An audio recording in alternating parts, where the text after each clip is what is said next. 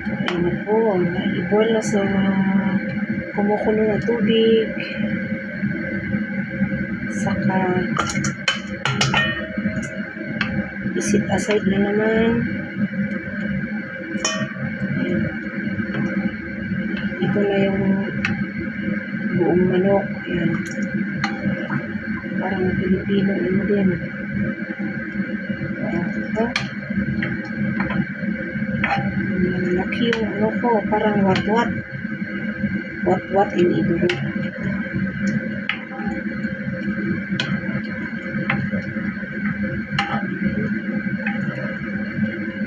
Ayan. Tanggal na yung ano ba ito? Lasa ng manok. Kasi hinugasan ko yung mainit. After that, itatapon ko ito. Tapon ko yan. At saka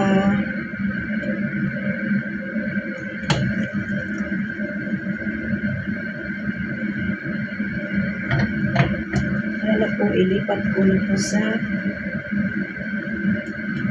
sauce.